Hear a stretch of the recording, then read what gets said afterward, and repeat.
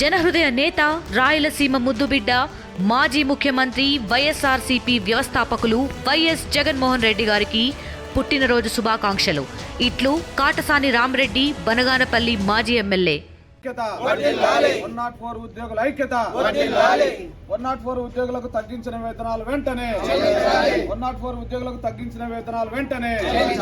రాష్ట్ర వ్యాప్తంగా 104 ఉద్యోగులు రోడ్డెక్కారు. ఇవాళ తమ వేతనాలు తగ్గించిన వేతనాలు తిరిగి ఇవ్వాలని, స్లాబ్ సిస్టంలో వేతనాలు చెల్లించాలనేసి గత కొంతకాలంగా ఆందోళన చేస్తున్నారు. ఈ నేపథ్యంలోనే తమ సమస్యలను అడిగేందుకు వెళ్ళినటువంటి రాష్ట్ర కార్యదర్శిని సస్పెండ్ చేశారు. ఈ నేపథ్యంలో రాష్ట్ర వ్యాప్తంగా ఆందోళనకు పిలిపించారు. మనతో మాట్లాడడానికి ఆ సంఘం నాయకులు సార్ చెప్పండి, ఇవాళ రోడ్డు ఎక్కారు, ఎందుకు మీ రాష్ట్ర కార్యదర్శిని సస్పెన్షన్ చేసే పరిస్థితి వచ్చింది? మా హక్కుల కోసం రాష్ట్ర Aarogyasri trust CEO, additional CEO గారి దగ్గరికి వెళ్ళడం జరిగింది. అక్కడ మా సమస్యలు పరిష్కరించకపోగా మాపైన వేధింపులు, కక్షపూరితమైన చర్యలకు పాల్పడతాను. ఇది ఎంతవరకు న్యాయం అని మేము డిమాండ్ చేస్తున్నాం. అలాగే ఉద్యోగికి సిఎల్ అనేది మ్యాండేటరీ. ఏ ఉద్యోగంలో అయినా ఉద్యోగం చేస్తే నెలకు ఒక సిఎల్ అనేది ఇస్తూ ఉన్నారు. కానీ ఈ భవ్య యాజమాన్యం వచ్చిన తర్వాత ఒక్కరోజు సెలవు పెట్టినా వేతనం కట్ చేస్తూ ఉన్నారు. ఇది ఎంతవరకు న్యాయం అని మేము డిమాండ్ చేస్తున్నాం కుటుంబ ప్రభుత్వాన్ని. మాకు ఈ స్లాబ్ సిస్టమ్ అమలు చేయాలి. డిఓలకు జీవో నెంబర్ 7 ప్రకారం వేతనాలు చెల్లించాలని డిమాండ్ చేస్తూ ఉన్నాం. అదేవిధంగా భవ్య యాజమాన్యం ఇంతవరకు ఏ వెహికల్ని కూడా మెయింటెనెన్స్ చేసిన దాఖలాలు లేవు. అదేవిధంగా మేము ఏదైతే న్యాయపరమైన డిమాండ్లు అడుగుతూ ఉన్నామో ఆ డిమాండ్లను వాళ్ళు మాతోటి చర్చించకపోగా మాపైన వేధింపులు జోరడం ఎంతవరకు సబబు అని ఈ కూటమి ప్రభుత్వాన్ని మేము అడుగుతూ ఉన్నాం. మీరు తక్షణమే కూటమి ప్రభుత్వం మాపై దయ ఉంచి ఈ సస్పెన్షన్, మా ప్రధాన కార్య సస్పెన్షన్ ఎత్తివేసే విధంగా, అలాగే భవ్య యాజమాన్యం పైన తగిన చర్యలు తీసుకోవాలని డిమాండ్ చేస్తూ ఉన్నాం. అంటే ఈ తగ్గించిన వేతనాలు ఏంటి, ఈ క్యాజువల్ లీవుల పరిస్థితి ఏంటి? మాకు గతంలో అరవిందో యాజమాన్యం నుంచి 15% ఇంక్రిమెంట్ చేయడం జరిగింది. అది మార్చి నెల తర్వాత, మే 15 తర్వాత భవ్య యాజమాన్యం ఈ టెండర్ నోటీస్ అనేది తీసుకున్నది జరిగింది. భవ్య యాజమాన్యం వచ్చిన తర్వాత ఇంతవరకు మాకు పెరిగిన ఇంక్రిమెంట్తో కట్ చేసి వేయడం జరుగుతూ ఉంది. మాకు ఎంత జీతం పడుతుందో అనేది కూడా మాకు తెలియట్లే. ఎందుకు కారణం ఏమంటే మాకు అపాయింట్మెంట్ ఆర్డర్ లేదు, పే స్లిప్పులు అనేవి లేవు, సిఎల్స్ అనేవి పూర్తిగా లేవు. వీళ్ళ సిస్టమ్ ఎలా ఉందంటే, మా భవ్య పాలసీ అనేది కొత్త పాలసీ. అంటే దేశంలో ఎక్కడా లేని పాలసీ, భవ్య పాలసీ కొత్తగా తీసుకొచ్చారు మన ఆంధ్రప్రదేశ్ రాష్ట్రంలోనే. ఈ భవ్య పాలసీ అనేది అంటే దేశంలో ఎక్కడా లేదు ఈ భవ్య పాలసీ. ఏ ఉద్యోగైనా ఉద్యోగం చేస్తే సెలవు అనేది కంపల్సరీ ఇవ్వాలా. కానీ వీళ్ళు సెలవు ఇవ్వము, ఒకరోజు సెలవు పెట్టినా జీతం కట్ చేస్తాం. ఇది ఎంతవరకు కరెక్టు? అంటే ఒకవేళ అత్యవసరంగా ఏదన్నా ఇన్సిడెంట్ జరిగి వెళ్ళాల్సిన పరిస్థితి వస్తే అప్పుడేంటి? లేదు, అటువంటిది ఏం పరిస్థితి లేదు. మీరు ఏమైనా చేసుకొని డ్యూటీకి వెళ్ళాలా అంతే. మీరు సెలవు పెట్టిపోయారనుకో, ఎవరినన్నా ఒకరి డ్రైవర్ని చూడండి మీరే. అంటే బఫర్ స్టాప్ అనేది అవైలబుల్గా లేరు. రాష్ట్రంలో 963 వెహికల్స్ గాను 180 మంది డ్రైవర్ డిఓలు బఫర్ స్టాప్ అనేది కంపల్సరీ. రిక్రూట్మెంట్ ఆర్ఎఫ్పి నిబంధనల ప్రకారం రిక్రూట్మెంట్ చేసుకోవాలా. కానీ వీళ్ళు రిక్రూట్మెంట్ చేసుకోకుండా ఆ జీతాన్ని కూడా భవ్య యాజమాన్యమే కాజేస్తూ ఉంది. అంటే లోపం 180 మందికి ఇంటూ 15,000 లొక్క చొప్పున లెక్కేస్తే కూడా దగ్గర 25 లక్షల నుంచి 30 లక్షల రూపాయలు దోచేస్తూ ఉన్నారు వీళ్ళు. అలాగే 104లో అత్యవసరమైన మందులు కూడా సప్లై లేదు. అత్యవసరమైన మందులు కూడా పిల్లలకి జ్వరము వస్తే, జలుబు వచ్చినా కూడా లేని పరిస్థితిలో మేము ఎదుర్కొంటూ ఉన్నాం. ఇవన్నీ మేము అడిషనల్ సిఇఓ అప్పారావు సార్ దృష్టికి తీసుకెళ్లడం జరిగింది. నవంబరు 18వ తారీఖు అడిషనల్ సిఇఓ అప్పారావు సార్ దగ్గరికి వెళ్ళడం జరిగింది. దాని పర్యవసానమే మా సమస్యలు పరిష్కరించకపోగా మాపై వేధింపులు ఎంతవరకు అని కరెక్ట్ అని మేము పరిశీలిస్తున్నాం. మీరు చెప్పండి, 5 ఏళ్ళు దాటినటువంటి డ్రైవర్లకు స్లాబ్ సిస్టంలో వేతనాలు ఇస్తే మీకు ఎలాంటి ప్రయోజనం ఉంటుంది? ఇప్పుడు గతంలో వచ్చేసి అరవింద్ కంపెనీ కంటే ముందు ఉన్న కంపెనీలల్లో యాక్చువల్గా స్లాబ్ సిస్టమ్ అనేది కంపల్సరీ అమలు చేస్తూ వచ్చేటివి సార్.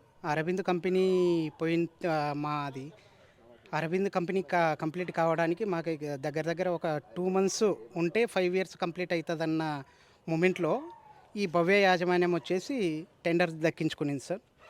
వాళ్ళు చెప్పే వర్షన్ ఏమంటే, మా కంపెనీ వచ్చిన తర్వాత ఉద్యోగులకి ఎవరికి కూడా 5 years దాటలేదు కనుక 5 years పాలసీ దాటలేదు కాబట్టి మీకు మేము ఎలాంటి స్లాబ్ సిస్టమ్ అమలు చేయలేము అని చెప్పినారు సార్.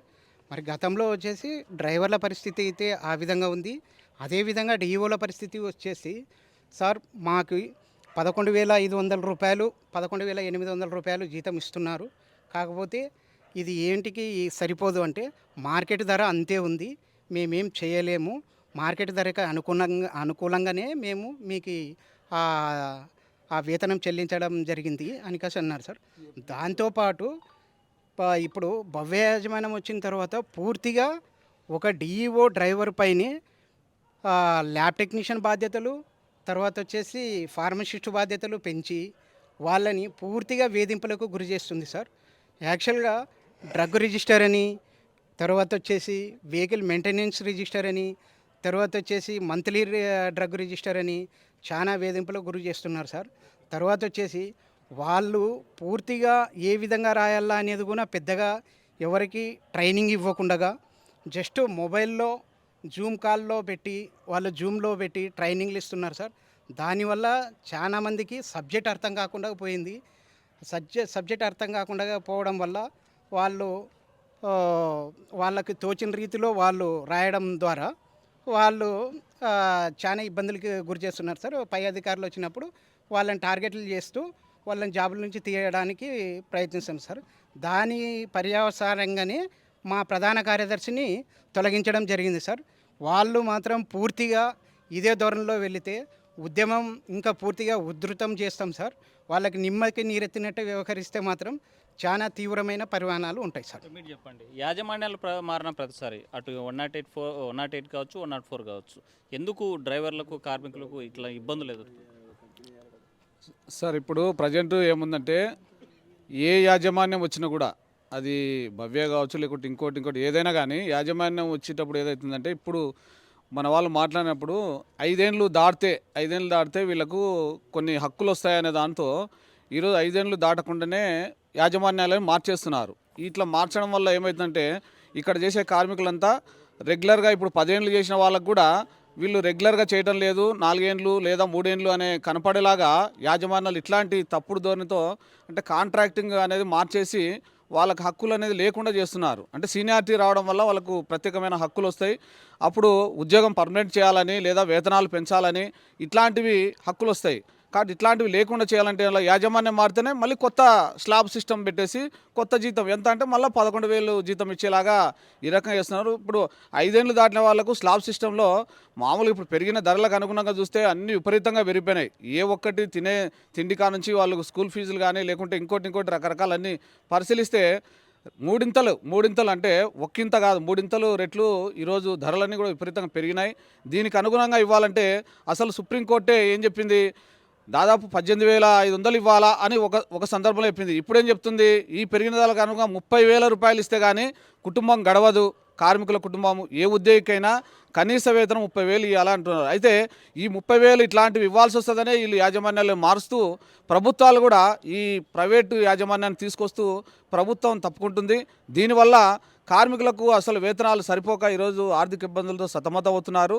కాబట్టి మేము డిమాండ్ చేసేది ఏమంటే సిఐటిగా కనీస వేతనము కార్మికులకు 30,000 రూపాయలు ఇవ్వాలా.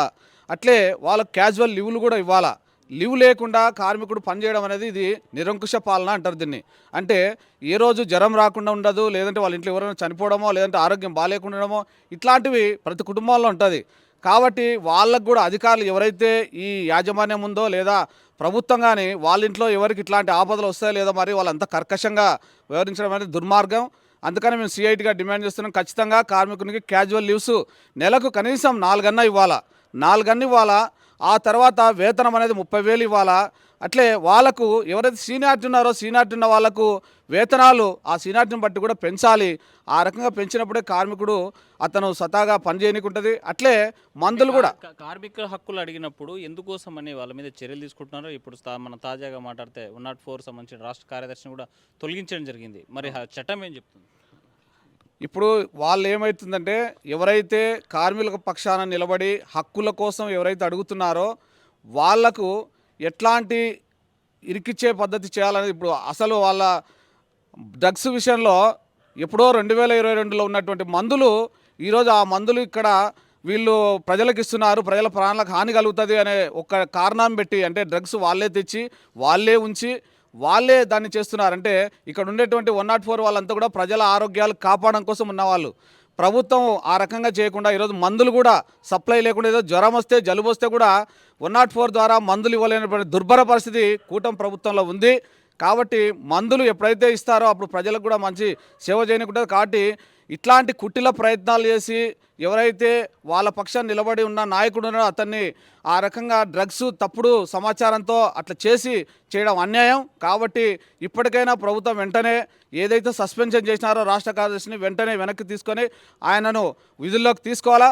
తీసుకోకపోతే రాబోయే రోజుల్లో పెద్ద ఎత్తున ఇంకా ఉద్యమం తీవ్రమవుతుందని సిఐటిగా హెచ్చరిస్తున్నాం. రైట్. రాష్ట్ర ప్రభుత్వం ఇప్పటికైనా మేల్కోవాలి. తక్షణమే ఎవరైతే విధుల నుంచి తొలగించారో ఆ రాష్ట్ర కార్యదర్శిని తీసుకోకపోతే భవిష్యత్తులో దశల వారీ ఉద్యమం చేస్తాం, నిరంతర ఉద్యమంలోకి వెళ్లేందుకు సిద్ధంగా ఉన్నామని చెప్పి డ్రైవర్స్ చెప్పేటువంటి పరిస్థితి. విడుదల చంద్రశేఖర్తో Hussain RTV Kurnool. Local to global news at your finger tips.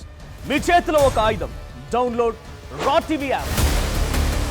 Media legend Ravi Prakash is back.